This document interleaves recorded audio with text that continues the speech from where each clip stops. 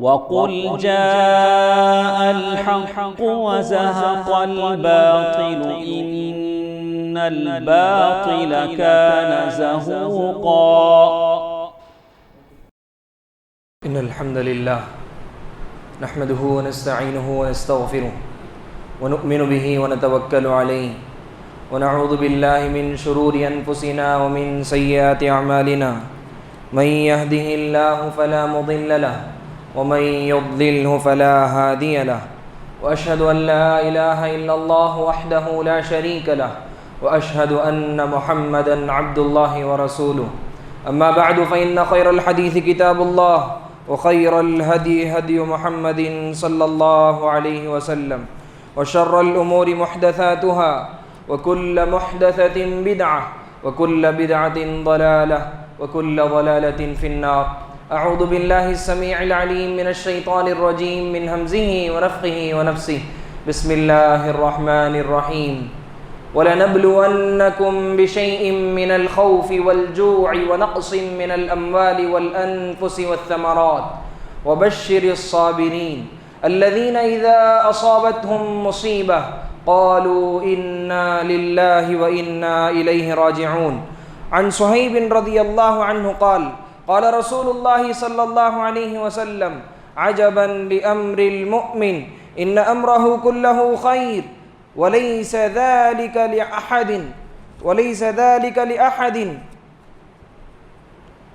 إن أمره كله خير وليس ذلك لأحد إلا للمؤمن إن أصابته سراء شكر فكان خيرا له وَإِنْ أَصَابَتْهُ الضَّرَّاءَ صَبَرَ فَكَانَ خَيْرًا لَهُ. رواہ مسلم. تمام تعریفیں، بزرگی اور بڑائی، حمد و ثنا اللہ رب العالمین کے لیے لائق اور زیبا ہیں، جس نے اس عظیم کائنات کو پیدا کیا. صلاۃ و سلام ہو آخری نبی حضرت محمد مصطفیٰ رسول کریم صلی اللہ علیہ وسلم پر، جن کی کوششوں سے، جن کی محنتوں سے الحمدللہ آج ہم سب اسلام کے سائے میں زندگی بسر کر رہے ہیں. الحمدللہ. محترم سامعین، حاضرین جمعہ، 2 جمعہ قبل ہم آپ کے سامنے صبر سے متعلق کچھ باتیں رکھنے کی بھرپور کوشش کیے تھے. جیسا کہ ہم نے کہا تھا، وہ جو جمعہ ہے وہ صبر سے متعلق پہلی قسط تھی، پہلا پارٹ تھا. اس میں ہم نے آپ کے سامنے صبر کی اہمیت کیا ہے، صبر کی فضیلت کیا ہے، اور صبر کی جو 3 قسمیں ہیں اس میں سے جو پہلی قسم ہے الصبر علی طاعت اللہ، اس پر ہم نے گفتگو کیا تھا. اور بالکل آخر میں ہم نے آپ سے وعدہ کیا تھا کہ اس کے بعد جو ہمارا جمعہ ہوگا اس میں ہم نے آپ کے سامنے صبر کی جو باقی دو قسمیں رہ گئی ہیں، بچ گئی ہیں، اس پر ہم انشاءاللہ آپ کے سامنے گفتگو کریں گے. تو آج کا جمعہ کا موضوع ہمارا وہی ہے، صبر کی باقی 2 قسمیں. سب سے پہلی قسم تو الصبر عن معصیت اللہ، یعنی سب سے پہلی قسم الصبر علی طاعت اللہ، دوسری قسم الصبر عن معصیت اللہ، یعنی اللہ رب العالمین جن کاموں سے ہمیں رکنے کا حکم دیے ہیں اس سے رکنا چاہیے، ان گناہوں سے دور رہنا چاہیے، اس پر صبر کرنا چاہیے. اور تیسرا الصبر علی اقدار اللہ، اللہ رب العالمین ہماری تقدیر میں جو بات لکھے ہیں وہ ہمارے سپورٹ میں ہو، ہمارے خلاف میں ہو، ہمیں پسند آئے نہ آئے، مگر اس پر صبر کرنا ہوگا، جمے رہنا ہوگا. اور بالکل آخر میں ہم آپ کے سامنے صبر کے کیا فوائد ہیں انشاءاللہ اس کو بھی ذکر کرنے کی کوشش کریں گے. تو چلیے، الصبر عن معصیت اللہ یہ کیا ہوتا ہے؟ یہ صبر کی دوسری قسم ہے. ترک معاصی پر صبر کرنا، گناہوں کو چھوڑنے پر صبر کرنا. گناہوں کے سارے مواقع ہاتھ آنے کے بعد، ہمیں سارے مواقع ملنے کے بعد بھی گناہ کیے بغیر رہنا، صبر کرنا، اپنے نفس کو کنٹرول میں رکھنا، اپنے آپ کو گناہوں سے بچائے رکھنا، یہ ہے اصل صبر. اس کے لیے چلیے ہم دیکھتے ہیں کیا چیز کی ضرورت ہے. جس کے اندر تقویٰ ہو، جس کے اندر اللہ کا ڈر ہو، وہ بندہ گناہوں سے رکتا ہے، گناہوں کو چھوڑتا ہے، ترک معاصی پر صبر کرتا ہے، یہ اس کے لیے دشواری کی بات نہیں ہے، اس میں اسے تکلیف نہیں ہوتی۔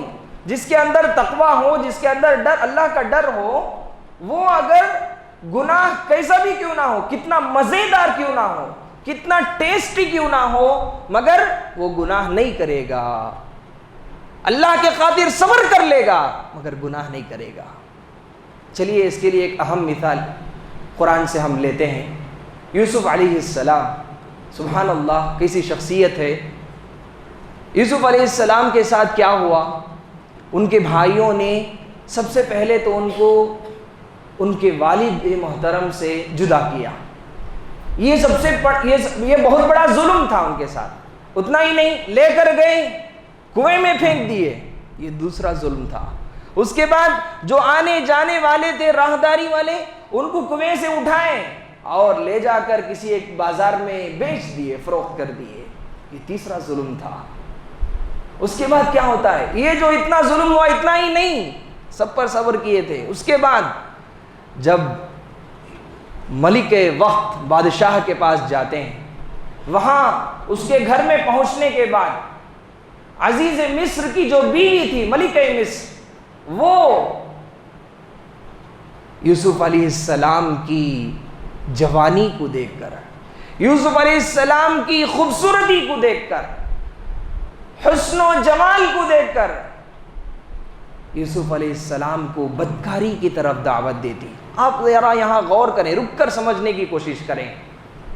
یوسف علیہ السلام نے کوئی بڑے مشہور آدمی نہیں تھے، اور وہ اپنی خاص بستی میں بھی نہیں تھے، دوسری بستی میں تھے۔ گناہ کریں گے تو کسی کو پتہ نہیں چلے گا، بستی والوں کو معلوم نہیں ہوگا۔ ہمارے پاس ایسا ہوتا ہے، ہم اگر اپنے بستی میں رہتے ہیں تو پہچان والوں کے درمیان میں رہتے ہیں، اس لیے جو ہے تھوڑا ہی احتیاط کے ساتھ رہتے ہیں، تھوڑا گناہ کرنے سے تھوڑا بچتے ہیں، تھوڑا جھجک محسوس کرتے ہیں۔ جب آؤٹ آف اسٹیشن چلے جاتے ہیں، آؤٹ آف کنٹری چلے جاتے ہیں، وہاں کوئی اپنے پہچاننے والے نہیں ہوتے، تو ان کے سامنے تو کھلم کھلا برائی کرنے لگتے ہیں۔ یہاں غور کریں، یوسف علیہ السلام ماشاء اللہ ملک مصر کی طرف سے آفر آتا ہے۔ یہ کوئی معمولی سا آفر نہیں میرے بھائی، یہ کوئی چھوٹی موٹی عام خاتون کی طرف سے آفر آیا نہیں، بڑی بادشاہ کی بیوی، اندازہ لگائیں، بڑی جگہ سے اگر آفر ملتا ہے اور اگر اس آفر کو قبول کر لیں گے، اس کی دعوت کو قبول کر لیں گے تو عیاشی زندگی عائش کرے گا، لگژری زندگی آپ کو ملے گی۔ مگر حضرت یوسف علیہ السلام نے کیا کیا؟ جب ملک مصر نے سارے دروازے بند کر کے اور سارے دروازے بند کر دیا، جانے کا بھی کوئی راستہ نہیں ہے، مجبور ہو گئے ایسی حالت میں۔ اور اگر یہ تیسری بات، ایک اور بات سنیں، یوسف علیہ السلام اگر ملک مصر کی یہ جو دعوت ہے اسے اگر انکار کرتے تو بہت سخت قیمت چکانی پڑتی، نافرمانی کی صورت میں سخت سے سخت سزا ملتی۔ یہ پوری چیزیں جانتے تھے۔ میرے نوجوان ساتھیوں، میرے بھائیوں، میرے بہنوں، یوسف علیہ السلام کا یہ جملہ غور سے سنیں۔ یوسف علیہ السلام نے کہا رب السجن احب الی مما یدعوننی الیہ۔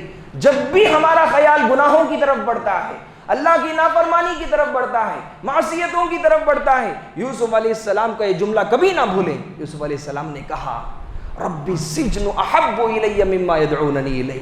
یہ لوگ مجھے جس کام کی طرف بلا رہے ہیں، یہ خاتون یا عورت مجھے جس بدکاری کی طرف بلا رہی ہے، زنا کی طرف بلا رہی ہے، اس سے تو اچھا ہے میں جیل خانے میں زندگی گزاروں، میں قید خانے میں جا کر زندگی گزار دوں، میں قید خانے کی تکلیفیں برداشت کر لوں گا مگر اللہ کی نافرمانی نہیں کروں گا۔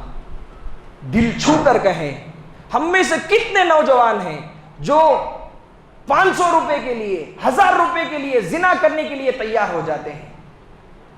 سوشل میڈیا کا دور ہے، فتنے کا دور ہے۔ میرے نوجوان ساتھیوں، آپ کو بھی ایسے آفرز ملیں گے، آپ ایسے آفرز کبھی قبول نہ کریں۔ حلال طریقے سے اپنی خواہشیں، جائز طریقے سے اپنی خواہشیں مکمل کریں، حرام طریقہ کبھی اختیار نہ کریں۔ یہی طریقے میں اپنی بہنوں سے بھی کہنا چاہوں گا، اپنی ایمان کی حفاظت کریں، اپنی جسم کی حفاظت کریں، اور جب بھی ایسا موقع ملتا ہے اللہ کا ڈر اپنے اندر پیدا کریں، اللہ کا خوف اپنے اندر پیدا کریں۔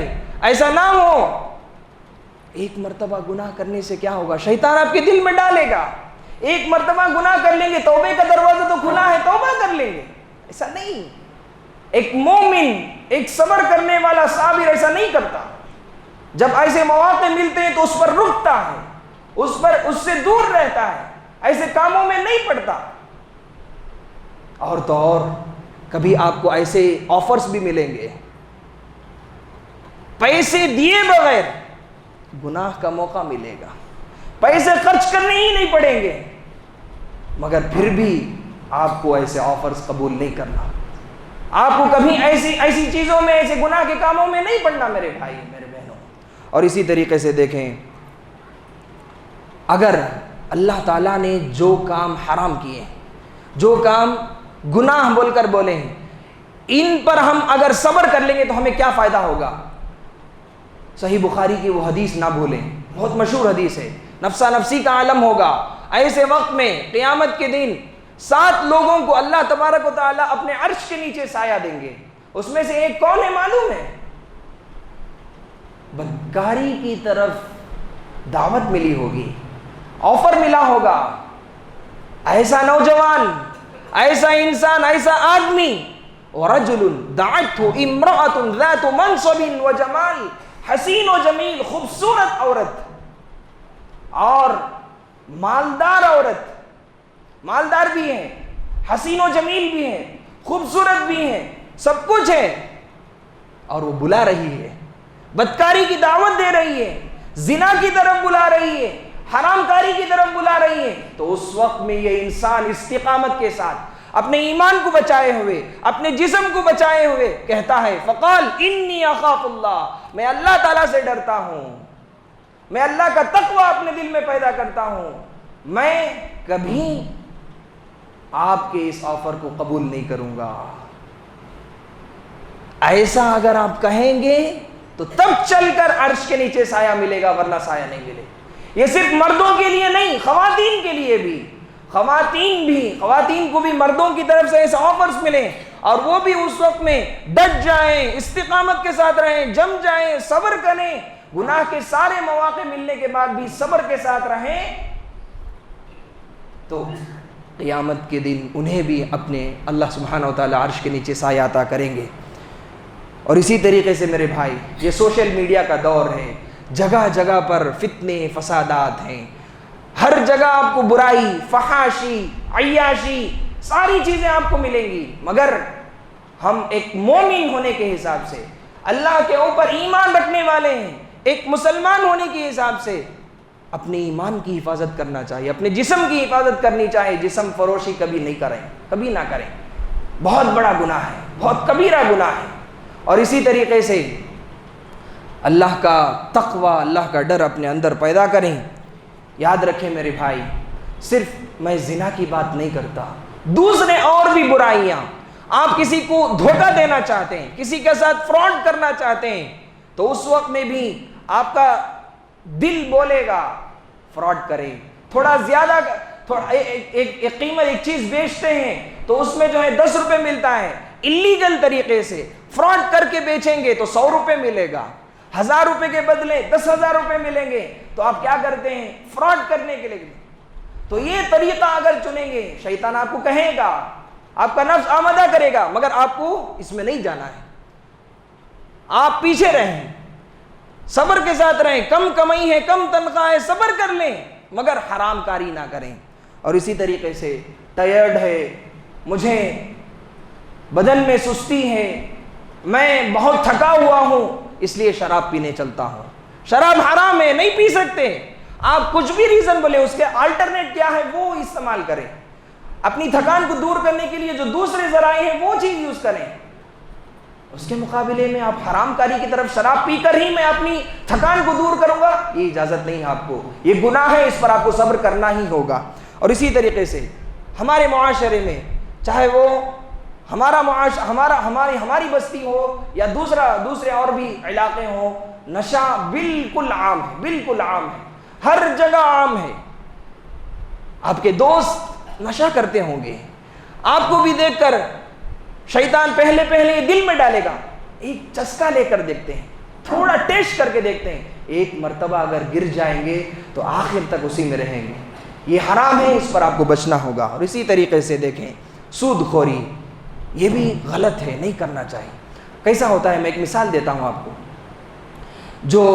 جو لوگ کافر ہیں، اللہ کے اوپر ایمان نہیں ہیں، وہ لوگ کیا کرتے ہیں، اپنی زندگی کو بہتر بنانے کے لیے، احسن طریقے سے بنانے کے لیے وہ لوگ کیا کرتے ہیں، بینک سے لون لیتے ہیں اور اپنی زندگیاں خراب کر لیتے ہیں۔ کتنے ایسے چھوٹے چھوٹے بچے ہیں جو ای ایم آئی کا دروازہ کھولے ہوئے ہیں، ای ایم آئی بنتے بنتے زندگی چلی جاتی ہے، انسٹالمنٹ بنتے بنتے اپنی زندگی چلی جاتی ہے۔ ایسا نہ کریں۔ ایک مرتبہ اگر سود خوری میں چلے جائیں گے، اسی میں رہ جائیں گے، پھر آپ اس سے بچ کر آنا بولے تو آپ کے لیے مشکل ہو جائے گا۔ میرے بھائی، دوسرا انسان عیاشی کرتا ہے، لگژری زندگی گزارتا ہے، تو میں بھی ویسے ہی گزاروں، اس لیے لون لیتا ہوں، اس کی اجازت نہیں ہے۔ آپ ایسا نہیں کر سکتے۔ سود خوری حرام ہے، آپ کسی بھی حال میں سود نہیں لے سکتے۔ اور اسی طریقے سے میرے بھائی، ایک حدیث غور کریں، یہ حدیث ذہن میں رکھیں، جب بھی گناہ کا آپ کے دل میں ارادہ پیدا ہوتا ہے، یہ چیز ذہن میں رکھیں۔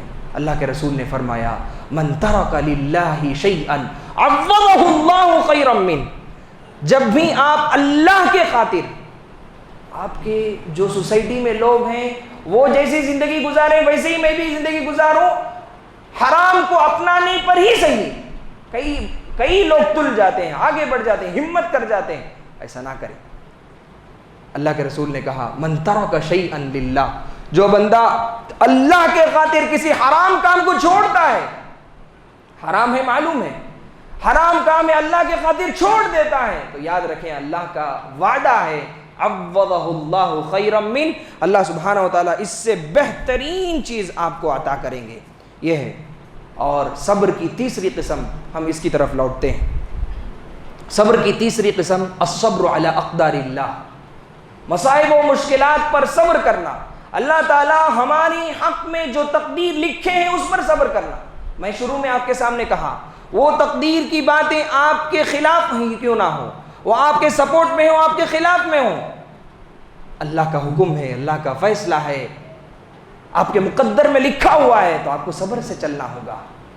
دیکھیں، یہ دنیا ابتلاء و آزمائش کی جگہ ہے، یہاں قدم قدم پر آزمائشیں آئیں گی، قدم قدم پر فتنے ہوں گے، آپ کا امتحان لیا جائے گا، امتحان لینے کے لیے ہی یہاں بھیجا گیا ہے۔ یہاں پر ہر مومن کو مختلف طریقوں سے آزمایا جائے گا۔ اللہ رب العالمین کبھی آپ کو خیر کے ذریعے سے آزمائیں گے، اللہ رب العالمین کبھی آپ کو شر کے ذریعے سے آزمائیں گے، کبھی اچھائی کے ذریعے سے آزمائیں گے، کبھی برائی کے ذریعے سے آزمائیں گے، اور کبھی اللہ رب العالمین نعمتیں دے کر آزمائیں گے، کبھی نعمتیں چھین کر آزمائیں گے۔ تو ہر قدم پر ہمیں آزمائشیں آئیں گی، ہم مینٹلی بھی تیار ہونا ہوگا، فزیکلی بھی تیار رہنا ہوگا۔ اور اسی طریقے سے میرے بھائی، سورہ بقرہ کی وہ آیت نہ بھولیں جو ہم نے آپ کے سامنے شروع میں پڑھ کر سنایا، وَلَنَبْلُوَنَّكُمْ بِشَيْءٍ مِّنَ الْخَوْفِ وَالْجُوعِ، اللہ رب العالمین اس آیت میں کہتے ہیں ہم ضرور تمہیں آزمائیں گے۔ اللہ رب العالمین کہنے کے بعد مجھے آزمائشیں نہیں آئیں گی، ایسا نہیں کہہ سکتے۔ اللہ رب العالمین کہتے ہیں ضرور تو ہم تمہیں آزمائیں گے، اس میں سب لوگ شامل ہیں، سب کو آزمایا جائے گا، اور مومن ہیں، مسلمان ہیں، اللہ کے اوپر ایمان رکھنے والے ہیں تو ان کو اور آزمایا جائے گا، جس کی دلیل ہم گزشتہ جمعہ میں آپ کے سامنے پیش کیے تھے۔ من الخوف، ڈر کے ذریعے سے آزمایا جائے گا، خوف کے ذریعے سے تمہیں آزمایا جائے گا، والجوع، بھوکا رہ کر آزمایا جائے گا، غریبی کے ذریعے سے آزمایا جائے گا، آپ کا بزنس میں لاس ہو جائے گا، آپ کے ساتھ دھوکہ ہو جائے گا، اس طریقے سے بھی آپ کو آزمایا جائے گا۔ اور اسی طریقے سے وَنَقْصٍ مِّنَ الْأَمْوَالِ وَالْأَنفُسِ، آپ کا مال، آپ کی دولت برباد ہو جائے گی، ختم ہو جائے گی، اس کے ذریعے سے بھی آزمایا جائے گا۔ وَالْأَنفُسِ، اور جانوں کو نکال کر، جانوں کو کم کر کے، یعنی جو ہمارے قریبی رشتہ دار ہیں، ہمارے دوست و احباب ہیں، وہ انتقال کر جائیں گے، دکھ کے ذریعے سے، غم کے ذریعے سے تمہیں آزمایا جائے گا، اور اسی طریقے سے والثمرات، پھل پھول کے ذریعے سے بھی تمہیں آزمایا جائے گا۔ یہ ساری چیزیں ذکر کرنے کے بعد قرآن کہتا ہے وبشر الصابرین۔ سبحان اللہ، کیا جملہ ہے قرآن کا! یہ ساری چیزوں میں جو صبر کرے گا، اپنے آپ کو اللہ کے ہر فیصلے پر راضی کر لے گا، وہ اس بندے کو اللہ تعالیٰ کہتے ہیں ایسے بندوں کو میں خوشخبری دیتا ہوں۔ سبحان اللہ۔ میرے بھائی، کوئی ہمارے دوست، کوئی ہمارے دوست احباب، رشتہ دار ہمیں خوشخبری سناتے ہیں تو اتنا خوش ہو جاتے ہیں نا، جب اللہ تعالیٰ کی طرف سے خوشخبری ملتی ہے تو اس کا عالم کیا ہوگا، اندازہ لگائیں۔ اور اسی طریقے سے اب جو واقعہ پیش کرنے جا رہا ہوں، خواتین، میری مائیں، میری بہنیں، میری بیٹیاں، سب غور سے سنیں، اور مرد حضرات بھی غور سے سنیں۔ اللہ کے رسول صلی اللہ علیہ وسلم کے زمانے میں ایک صحابیہ آتی ہیں، آ کر اللہ کے رسول سے کہتے ہیں مجھے مرگی کا دورہ پڑتا ہے، مجھے مرگی کا دورہ پڑتا ہے، جسے فٹس بھی کہا جاتا ہے، لوکل زبان میں کھینچ کی بیماری کہتے ہیں۔ ہاتھ پیر ہلنے لگتے ہیں، زبان سے کف نکلنا شروع ہو جاتا ہے، یہ فٹس کی بیماری ہے۔ ایسا ہوتا تھا وہ صحابیہ کے ساتھ۔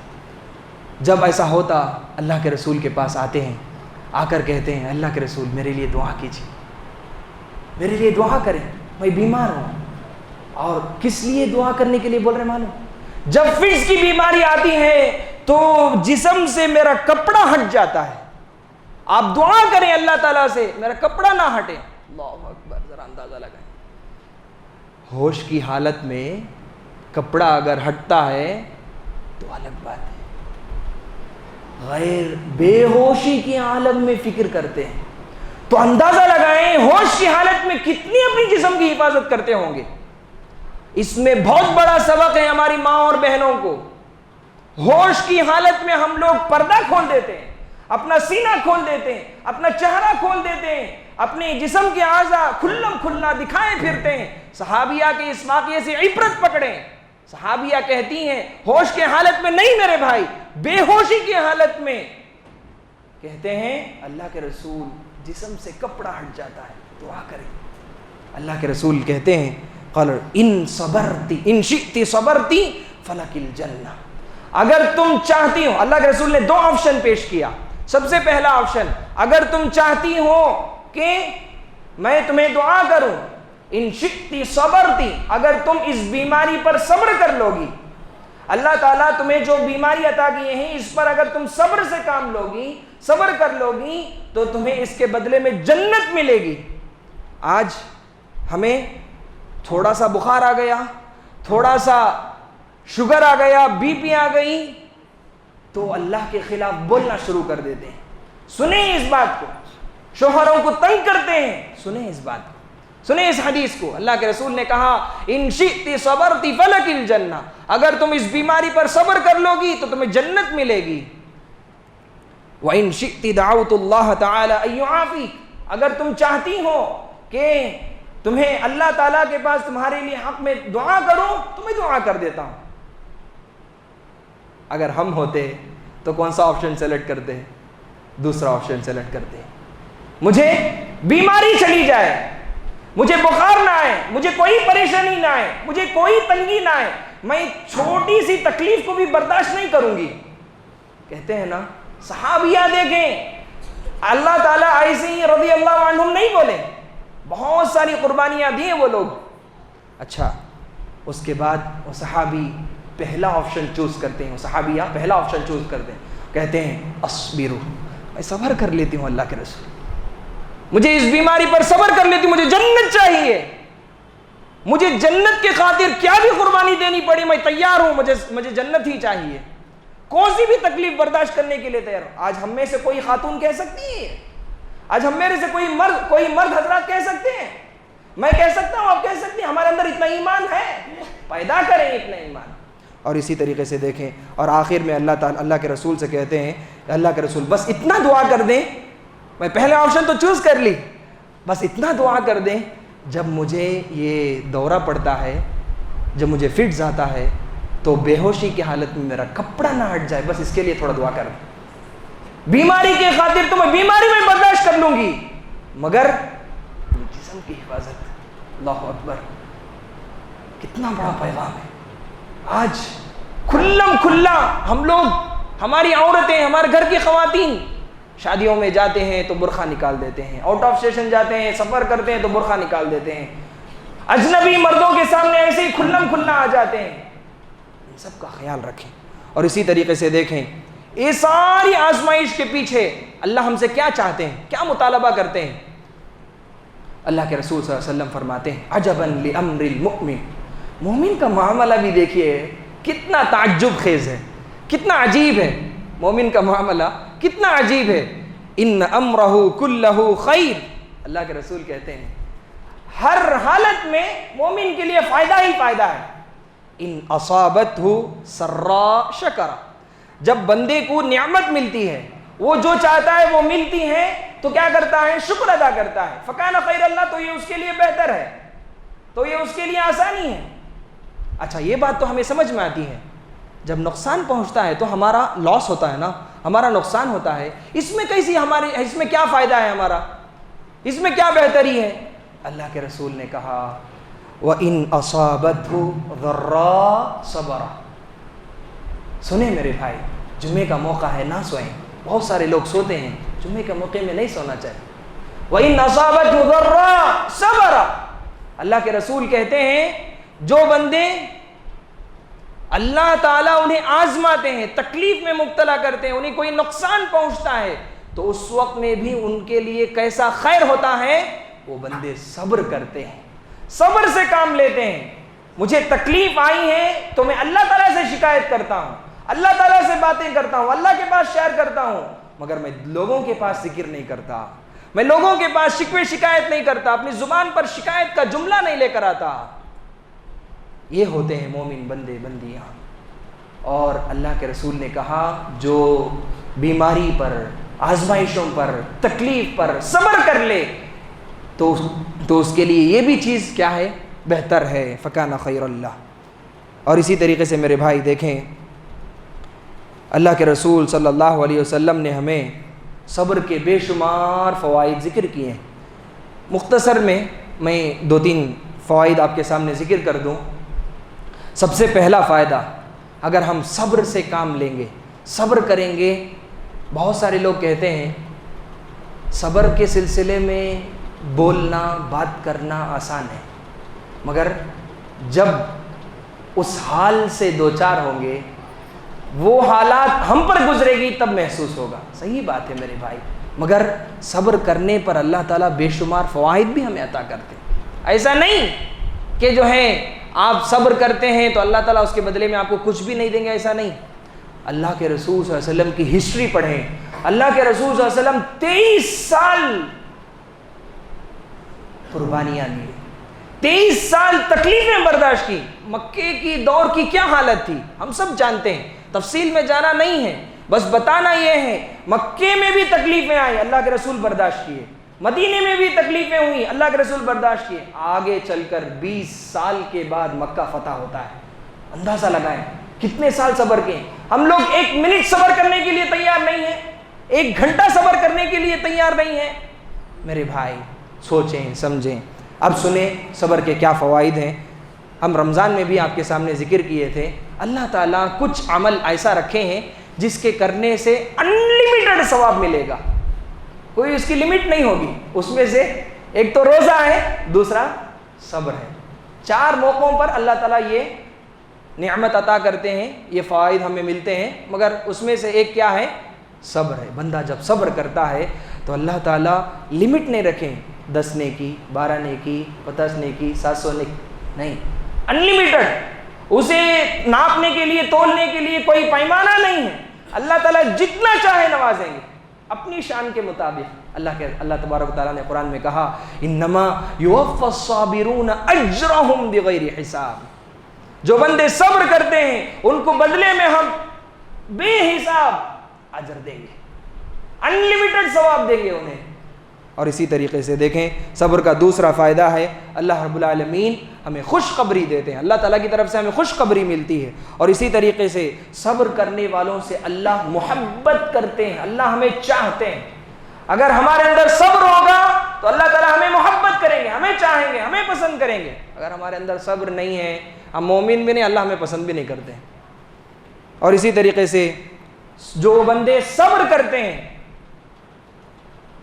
شادیاں نہیں ہو رہی ہیں، شادی ہو گئے بچے نہیں ہو رہے ہیں، بزنس کر رہے ہیں تو بزنس میں لاس ہو رہا ہے، دکان چلا رہے ہیں تو دکان میں ہمیشہ کچھ نہ کچھ ہوتا ہے، بے شمار آزمائشیں۔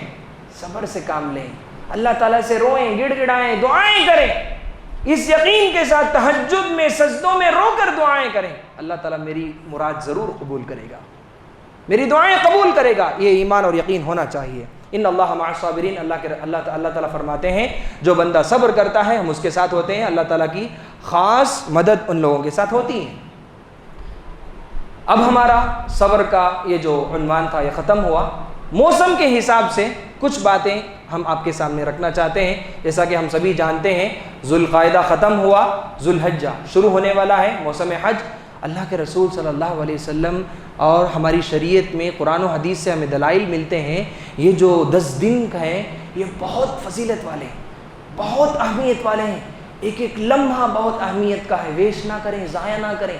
بہترین آفر ہے، ایک آفر آپ کو اس سے پہلے ملا تھا رمضان کی شکل میں، رمضان کے بعد اب بہتر آفر، سب سے اچھا آفر عشر ذی الحج کے تعلق سے آپ کو ملا ہے۔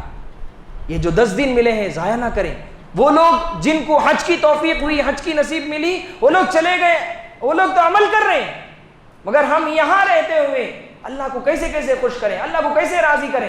میرے بھائی دیکھیں قرآن کہتا ہے والفجر ولیال عشر، اس عشرے کی یہ جو ذی الحج مہینہ ہے اس کی جو یہ 10 دن کی فضیلت سنیے، اللہ تعالیٰ قسم کھا کر کہتے ہیں والفجر ولیال عشر، فجر کی قسم اور 10 راتوں کی قسم، 10 راتوں کی قسم۔